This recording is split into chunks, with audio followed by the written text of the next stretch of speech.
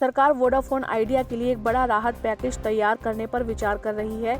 इस प्रस्ताव के तहत वोडाफोन आइडिया को एजीआर बकाया चुकाने के लिए 4 से 5 साल की नई मोहलत मिल सकती है। खबरों की माने तो यदि यह प्रस्ताव कैबिनेट से पास हो जाता है तो वोडाफोन आइडिया की कुल प्रभावी देनदारी लगभग आधी हो। यह वोडाफोन आइडिया के लिए गेम चेंजर साबित होगा, क्योंकि कंपनी को मौजूदा शेड्यूल के तहत मार्च 2026 से 18,000 करोड़ की बड़ी पहली किस्त सहित एजीआर की भारी किस्तें चुकानी हैं। इससे पहले 2021 में मिले 4 साल के रोक के दौरान एजीआर बकाया पर भारी इंटरेस्ट जुड़ता रहा, जो करीब 29 से 30% के आसपास रहा। इसी वजह से वोडाफोन आइडिया की कुल देनदारी हर साल बढ़ती चली गई। अब नया प्रस्ताव इस पूरे ढांचे को बदल सकता है।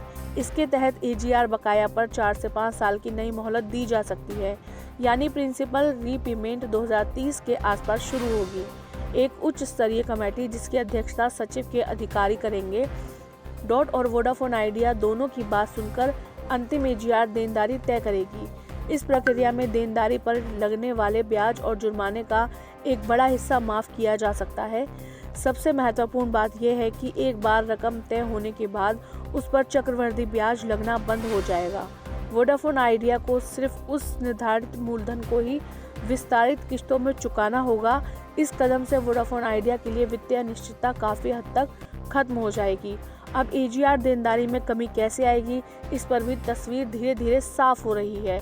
जनवरी 2025 की रिपोर्ट्स में कहा गया था कि सरकार टेलकोस के लिए इंटरेस्ट का 50% और पेनल्टी व इंटरेस्ट ऑन पेनल्टी का 100% माफ करने के फार्मूला पर काम कर रही है।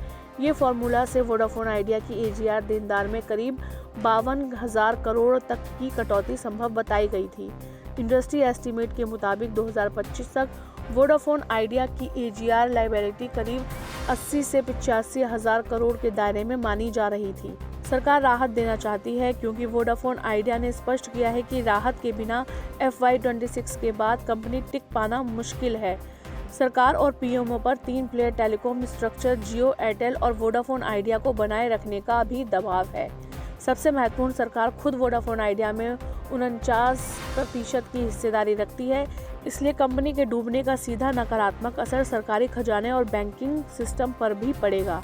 यदि यह एजीआर राहत प्रस्ताव पारित हो जाता है तो वोडाफोन आइडिया के लिए 2026 से 2030 के बीच नकद कैश आउटफ्लो काफ़ी कम हो जाएगा।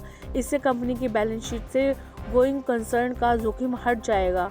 यह वित्तीय राहत 25,000 करोड़ के प्रस्तावित इक्विटी जुटाने के साथ साथ प्राइवेट इक्विटी या रणनीतिक निवेश को भी अधिक आकर्षक और व्यवहारिक बना देगी। हालांकि अंतिम मंजूरी कैबिनेट स्तर पर और सुप्रीम कोर्ट की कानूनी समीक्षा पर निर्भर करेगी, लेकिन यह प्रस्ताव वोडाफोन आइडिया के पुनरुद्धार के लिए महत्वपूर्ण है।